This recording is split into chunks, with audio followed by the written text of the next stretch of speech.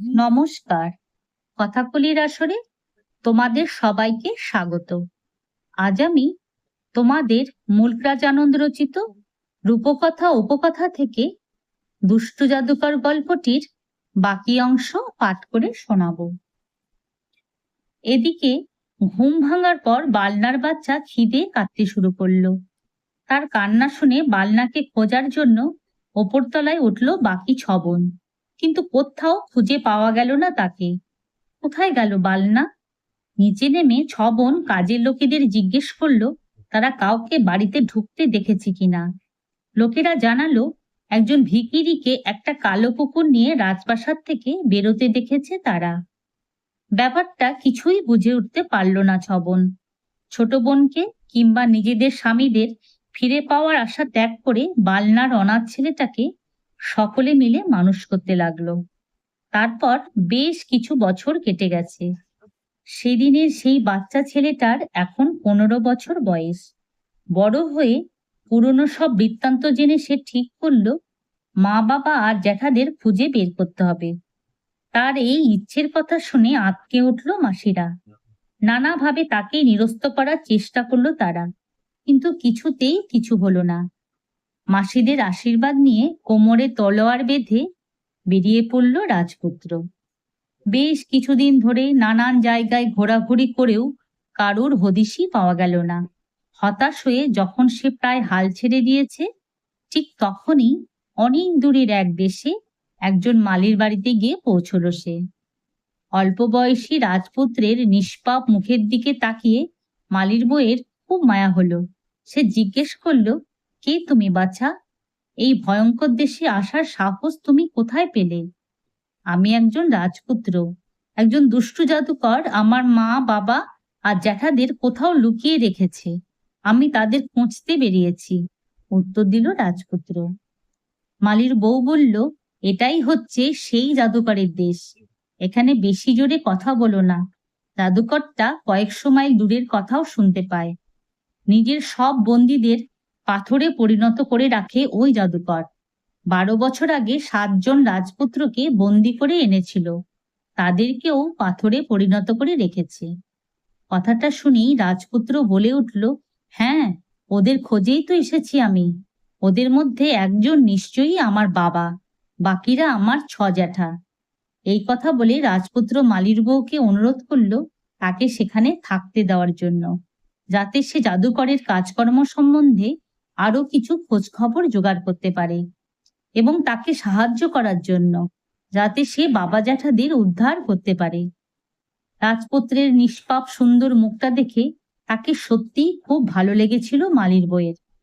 তাই সে রাজি হয়ে গেল রাজপুত্রের কথায়। তবে সেই সঙ্গেই বলল, রাজপুত্র যেন তার ওখানে মেয়ে সেজে থাকে, নইলে জাদুকর হয়তো তাকে দেখে চিনে ফেলবে আর তাকেও পাথরে পরিণত করে দেবে। তার কয়েকদিনের মধ্যেই অল্প বয়সী মেয়েটিকে, ছদ্মবেশে রাজপুত্রকে অল্প বয়সী মেয়ে বলেই মনে হচ্ছিল, ওখানে দেখতে পেয়ে জাদুকর জিজ্ঞেস করলো, কে তুমি? কোথায় থাকো? ছদ্মবেশী রাজপুত্র উত্তর দিল, আমি হচ্ছি মালির মেয়ে। জাদুকর বলল, তুমি তো খুব ভালো মেয়ে দেখছি। শোনো, তোমাকে একটা কাজ করতে হবে। আমি তোমাকে কিছু ফুল দেব, সেগুলো তুমি আমার নাম করে একজন রাজকন্যার কাছে পৌঁছে দিয়ে আসবে। দূরে ওই যে প্রাসাদটা দেখছো, ওখানে থাকেন সেই রাজকন্যা। ছদ্মবেশী রাজপুত্র বুঝতে পারল তার মায়ের কথাই বলছে জাদুকর। তার কাছেই ফুল নিয়ে যেতে হবে। মায়ের কাছে যেতে পারবে ভেবে খুশিতে অস্থির হয়ে উঠল। সে বলল, হ্যাঁ, নিশ্চয়ই পারবো। কিন্তু জাদুকরের দেওয়া ফুল নিয়ে মায়ের কাছে গিয়ে নিজের পরিচয় দেবে কিভাবে, সেটা কিছুতেই ভেবে উঠতে পারল না সে। তখন মালির বউয়ের কাছে এসে সব কথা খুলে বলে তার পরামর্শ চাইল রাজপুত্র। সব শুনে মালির বউ বলল, তোমার কাছে কি এমন কোনো জিনিস আছে যা দেখলে তোমার মা তোমাকে চিনতে পারবেন? রাজপুত্র বলল, তা আছে। মাসিদের কাছে শুনেছি আমার হাতে এই যে আংটিটা রয়েছে, এটা বাবা মাকে দিয়েছিলেন। আমি যখন খুব ছোট, তখন আমার মা এটা আমাকে পরিয়ে দেন। তখন থেকে আংটিটা সারাক্ষণ আমার আঙুলেই আছে। পরের দিন মালির বউয়ের কাছে এসে সব থেকে সুন্দর কিছু ফুল চাইল জাদুকর। ফুলগুলো নিয়ে মেয়ের ছদ্মবেশধারী রাজপুত্রের হাতে তুলে দিল সে। তারপর একজন ভৃত্যের সঙ্গে তাকে পাঠিয়ে দিল সেই প্রাসাদের দিকে। ফুলের তোড়াটা একটা সোনার সুতো দিয়ে বাঁধা ছিল। সেই সুতোটার সঙ্গে নিজের আংটিটা বেঁধে দিল রাজপুত্র। প্রাসাদে গিয়ে ফুলের তোড়াটা সে তুলে দিল বালনার হাতে। তোড়াটা হাতে নিয়েই আংটিটা দেখতে পেল বালনা। সেটা দেখা মাত্রই নিজের ছেলেকে চিনতে পারল সে। ছেলেকে দেখে সে খুশি হলো তো বটেই, কিন্তু ভয়ও পেল খুব। তার চোখ দিয়ে জল পড়তে লাগলো। এখান থেকে তাকে উদ্ধার করতে গেলে ছেলেটা যে বিপদে পড়বে। না না, ও সবে কাজ নেই। কিন্তু বালনার ছেলে যেমন সাহসী তেমনই বুদ্ধিমান। সে বলল, আমাকে নিয়ে ভেবো না মা, আমার শুধু জানা দরকার জাদুকরের ক্ষমতা কতটা, আর তার মৃত্যুই বা কেমন করে হবে। আর সেটা একমাত্র তুমি কায়দা করে জানতে পারো। 12 বছর ধরে তুমি তো ওর সঙ্গে কথা বলনি। এবার এক কাজ করো, ওর সঙ্গে মিষ্টি ব্যবহার করে বলো যে ওকে বিয়ে করতে তুমি রাজি আছো। তারপর জানতে চাও ও অমর কিনা, আর অমর হওয়ার রহস্য কি। ছেলের পরামর্শ মতেই কাজ করলো বালনা। সেদিন জাদুকর তার কাছে আসতে তার সঙ্গে খুব মিষ্টি ব্যবহার করে সে বলল, শোনো, তোমাকে বিয়ে করতে এখন আমি রাজি আছি। তবে বিয়ের আগে তোমার সম্বন্ধে কয়েকটা কথা জানতে চাই আমি। আচ্ছা, তুমি কি অমর? তুমি অমর হলে তবেই আমি তোমাকে বিয়ে করব। তা না হলে তোমার মৃত্যুর পর আমি থাকবো কেমন করে? জাদুকর ভাবল, সকালে সে নতুন মেয়েটিকে দিয়ে ফুল পাঠিয়েছিল বলেই তার উপর এত সদয় হয়ে উঠেছে বালনা। তাকে বিয়ে করতে বালনা রাজি আছে জেনে খুব খুশি হয়ে নিজের জীবনের গোপন কথাটা তার কাছে বলে ফেলল জাদুকর। এখান থেকে অনেক দূরের একটা দেশে এক গভীর জঙ্গল আছে। সেই জঙ্গলের মাঝখানে খানিকটা জায়গাকে ঘিরে বেড়ে উঠেছে কয়েকটা মস্ত তাল গাছ। তাল গাছগুলোর মধ্যে যে ফাঁকা জায়গাটা আছে সেখানে সাজানো আছে 6খানা জলের পাত্র। সেই পাত্রগুলোর মাঝখানে আছে একটা তোতা পাখির খাঁচা। ওই তোতা পাখিটার শরীরেই লুকোনো আছে আমার প্রাণ। তবে কেউই ওই পাখিটার কোনো ক্ষতি করতে পারবে না, কারণ সমস্ত জায়গাটাকে পাহারা দেওয়ার জন্যে কয়েকটা দৈত্যকে নিয়োগ করেছি আমি। পরে জাদুকরের এই কথাগুলো ছেলেকে জানালো বালনা। কিন্তু সবকিছু জানিয়েও তোতা পাখিটার সন্ধানে যেতে ছেলেকে বারবার নিষেধ করলো সে, কারণ ব্যাপারটা মোটেই নিরাপদ নয়। কিছু একটা বিপদ ঘটতেই পারে। রাজপুত্র বলল, তুমি কিচ্ছুটি ভেবো না মা, আমার কোনো ক্ষতি হবে না। এই বলে মাকে সান্ত্বনা দিয়ে বেরিয়ে পড়ল সে। দিনের পর দিন হাঁটতে লাগলো রাজপুত্র। পাড়ি দিল অনেক অনেক পথ। তবুও সেই দেশে গিয়ে পৌঁছতে পারল না সে, যে দেশের কথা বলেছিল জাদুকর। এভাবে চলতে চলতে ক্লান্ত হয়ে একদিন গভীর জঙ্গলে একটা গাছের নিচে শুয়ে ঘুমিয়ে পড়ল সে। হঠাৎই একটা খসখস শব্দ শুনে ঘুমটা ভেঙে গেল রাজপুত্রের। উঠে দেখল ঝোপের আড়াল থেকে বেরিয়ে আসছে বিশাল একটা কালো রঙের সাপ। একটা গাছের দিকে এগোচ্ছে সাপটা। গাছটায় একটা পাখির বাসা দেখা যাচ্ছে। তার মানে পাখির ডিম খাওয়ার জন্যই যাচ্ছে সাপটা। এই ভেবে তলোয়ার বের করে এক কোপে সাপটাকে দুটুকরো করে ফেলল রাজপুত্র।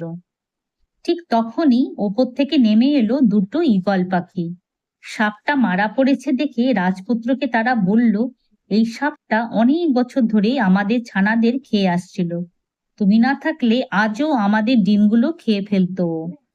তোমাকে যে কি বলে ধন্যবাদ জানাবো ভেবে পাচ্ছি না। তোমার জন্য কিছু করতে পারলে খুব খুশি হব আমরা। রাজপুত্র বলল, তাহলে দৈত্যদের দেশে জঙ্গলে নিয়ে চলো আমাকে। ঈগলরা বলল, সে আর কি এমন কাজ। এই বলে রাজপুত্রকে পিঠে বসিয়ে নিয়ে উড়ে চলল তারা। দুপুর নাগাদ দৈত্যদের দেশে পৌঁছলো ঈগলরা। ওপর থেকে নিচের দিকে তাকিয়ে রাজপুত্র দেখল পাহারাদার দৈত্যরা অঘরে ঘুমোচ্ছে। নিশ্চিন্ত হয়ে তালগাছ ঘেরা মাটিতে নেমে তোতা পাখির খাঁচাটার দিকে পা টিপে টিপে এগিয়ে গেল সে। তারপর চোখের পলকে খাঁচাটা হাতে তুলে নিল। তোতা পাখির ডাকে পাহারাদারদের ঘুম ভাঙে, কিন্তু ততক্ষণে রাজপুত্রকে পিঠে নিয়ে উপরে উঠে গেছে ঈগলরা। কিছুক্ষণের মধ্যেই রাজপুত্রকে তারা পৌঁছে দিল জাদুকরের দেশে। সেই দেশে পৌঁছে মালির বাড়িতে গিয়ে আবার মেয়ের ছদ্মবেশ ধারণ করলো রাজপুত্র। তারপর তোতা পাখির খাঁচাটাকে বাড়ির বাইরে ঝুলিয়ে সেটা নিয়ে খেলতে শুরু করলো। পরের দিন সকালে মালির বাড়িতে ফুল নিতে এসে খাঁচাটাকে দেখেই চিনতে পারল দুষ্টু জাদুকর। খুব অবাক হয়ে ছদ্মবেশী রাজপুত্রকে সে বলল, এই তোতা পাখিটা তুমি কোত্থেকে পেলে? খাঁচাটাকে নিজের কোলের মধ্যে নিয়ে রাজপুত্র উত্তর দিল, এটা তো অনেক বছর ধরেই আমার কাছে আছে, পাখিটাকে পুষেছি আমি। জাদুকর বলল, কত টাকা পেলে ওটাকে তুমি আমার কাছে বিক্রি করবে বলো? রাজপুত্র বলল, এটা আমার পোষা পাখি, একে আমি বিক্রি করব না। ছদ্মবেশী রাজপুত্র যে তোতা পাখিটাকে সহজে বিক্রি করবে না সেটা বুঝতে পেরে জাদুকর বলল, তুমি যা চাইবে তাই দেব, বলো কি চাও তুমি? রাজপুত্র বলল, তাহলে যে 7জন রাজপুত্রকে তুমি পাথরে পরিণত করেছ তাদের মুক্তি দাও, আর তাদের সঙ্গে রাজকুমারী বালনাকে এখানে নিয়ে এসো। ঠিক আছে, তাই হবে, এই বলে মন্ত্র করে নিজের জাদুদণ্ডটা শূন্যে দোলালো জাদুকর। পরক্ষণেই রাজপুত্র দেখল তার মা, বাবা আর জ্যাঠারা দাঁড়িয়ে আছে তার পাশে। জাদুকর বলল, যা চাইছিলে তা তো পেয়েছো, এবার পাখিটা আমাকে দাও। রাজপুত্র উত্তর দিল, এখনই নয় বন্ধু, আরো যেসব মানুষকে তুমি এতদিন বন্দি করে রেখেছো তাদেরও মুক্তি দিতে হবে। প্রাণের ভয়ে এই হুকুমও মানতে বাধ্য হলো জাদুকর। জাদুদণ্ডটা আবার শূন্যে দোলাতেই যেসব মানুষরা এতদিন পাথরের মূর্তি হয়ে দাঁড়িয়েছিল তারা প্রাণ ফিরে পেয়ে জেগে উঠল। জাদুকর বলল, তোমার সব কথাই আমি মেনে নিয়েছি, এবার পাখিটা আমার হাতে দাও। কোনো উত্তর না দিয়ে এক টানে তোতা পাখির ডান দিকের ডানাটা ছিঁড়ে ফেললো রাজপুত্র। অমনি জাদুকরের ডান হাতটা খসে পড়ল মাটিতে। আর্তনাদ করে জাদুকর বলল, আহ, পাখিটা আমায় দাও। উত্তরে তোতা পাখির বাঁ পাটা ছিঁড়ে ফেললো রাজপুত্র। অমনি জাদুকরের বাঁ পাটা খসে পড়ল মাটিতে। জাদুকর ডুকরে উঠল, আমাকে মেরো না, পাখিটা দিয়ে দাও আমায়। পাখিটার ঘাড় মুচড়ে সেটাকে মাটিতে আছড়ে ফেললো রাজপুত্র। অমনি মাটিতে লুটিয়ে পড়ল দুষ্টু জাদুকর। পাখিটা মারা যাওয়া মাত্রই জাদুকরও মারা গেল। মা, বাবা আর জ্যাঠাদের নিয়ে নিজেদের বাড়িতে ফিরে গেল রাজপুত্র। সবাইকে ফিরে পেয়ে তার মাসিদের তো আর আনন্দের সীমা রইল না। তারপর থেকে সুখে শান্তিতেই বাস করতে লাগলো তারা। যদি তোমাদের আজকের এই গল্পটি ভালো লেগে থাকে তাহলে একটা লাইক ও আমার এই চ্যানেলটিকে সাবস্ক্রাইব করে দিও, যাতে তোমাদের জন্য আরো অনেক নতুন নতুন গল্প নিয়ে আসতে পারি। ধন্যবাদ।